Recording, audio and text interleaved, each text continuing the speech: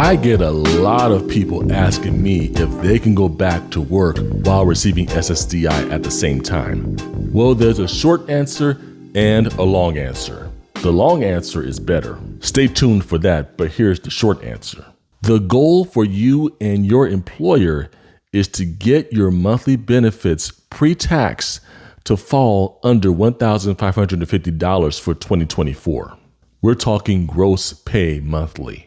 If your employer is able to do that, you'll be able to continue working without having your SSDI ceased or terminated for as long as you stay under that SGA threshold.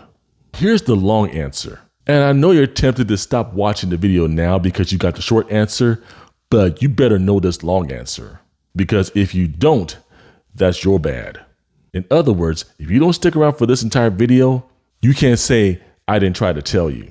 When you are allowed/approved for SSDI, there are two earnings thresholds that are in pay when you want to try to work while receiving SSDI. Those two thresholds are the TWP threshold and the SGA threshold. I've previously shared SGA in other videos, but in case you missed that memo, I put a link in the description to a video that talks about SGA. But first, let's break down what TWP is, which is the trial work period.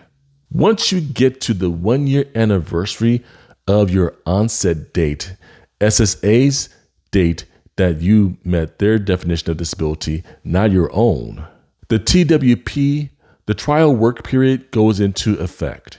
The TWP is the period of time that allows you to kind of test the waters to see if you can go back to work, even with your conditions. SSA allows you to do this for 9 non-consecutive months, meaning that these months don't have to be back-to-back months. During the TWP, you will get your full SSDI. You won't have any deductions or reduction in your SSDI benefits. But for each month you go over the TWP threshold, that month will count towards your trial work period allotment. For 2024, the TWP threshold is $1,110 a month gross pay. Now, when you burn through 9 months in which you went over that $1,110 a month gross pay, you will then move into what is called the Extended Period of Eligibility, or EPE for short. And the EPE is a 36-month period. And these months are consecutive, meaning we're talking about 3 straight years. During the EPE, you will continue to get your SSDI as usual. The TWP is ended. So you're in this EPE, it will still get your SSDI benefits. However, any month you work above SGA in the EPE, your benefits will cease. Social Security will pay benefits for the month you were ceased, and then 2 months more after that month of cessation, which is called a grace period. After that grace period of 2 months following your month of cessation, your benefits will stop. But here's the good news. When your monthly earnings fall back under the SGA threshold, while you're still in your EPE, SSA will restart your SSDI without you having to file another application for disability benefits. Pretty nice, huh? And speaking of forms, in case you didn't know, I have available what's called the SSA Forms Masterclasses. These are video masterclasses where I walk you through the most typical forms that you're going to see from SSA or the DDS. I walk you through all these forms step by step, section by section, question by question, and I break down how to answer these questions. I break down the information that you need to supply on these questions. And I also give you little tidbits on why you need to answer certain ways and how the DDS is looking at these forms and how they need this information to help your claim for SSDI.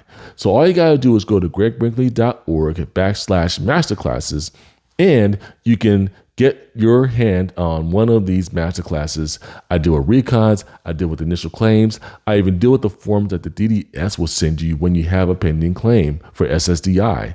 And these are going to be handy. These are game changers. So all you need to do once again is go to gregbrinkley.org/masterclasses and get yourself hooked up with these game changers for your SSDI claim.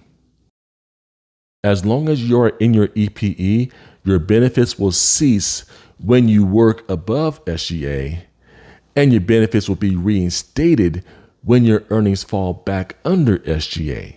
Now, when your EPE ends and your earnings go above SGA, your benefits will be terminated, and they will stay terminated. But even if this happens, there is another period called Expedited Reinstatement. Let me break that down. The Expedited Reinstatement, or EXR, will allow you up to 5 years after your benefits were terminated to have your benefits restarted, provided the medical condition that caused you to stop working is the same or related to the impairment that got you on the SSDI rolls in the first place. The key element is reporting your income to SSA on a regular basis so that they can have the most up-to-date earnings on your record so they can determine whether your benefits need to be ceased or terminated or reinstated. And in doing that, they can calculate your TWP and EPE months accurately. When your earnings are not reported on a regular basis, what that will do is trigger what's called a work CDR. This is not a medical CDR. A work CDR is really dealing with your earnings, meaning you're working while you're disabled. And the work CDR is going to go in and start digging into whether your benefits need to be ceased, terminated, or reinstated. But check out how blessed you are. You can self-report your earnings in your MySSA account. So when you have any work changes or your work goes over or below SGA, you can just do that all through your MySSA account. Or you can just call Social Security as well and report those earnings. Or you can mail or fax whatever documents you want to submit, like your pay stubs, along with a completed SSA 795 form with a brief explanation of your work status, any work changes, or any relevant dates. And if you're wondering how to get to that form, the SSA 795, I put a link in the description because you know that's how I get down. Now, you heard me drop all these little acronyms, TWP, EPE, SGA, but there are a lot of other acronyms that you're not aware of or you probably don't even understand that well. That's where I got you covered because I got a video coming up dealing with how to speak SSA's language. But in the meantime, you need to watch this video up here that deals with CDRs and how they look in your situation. So all you gotta do is go to this link, get to the next video, and I'll see you on the other side in the next video.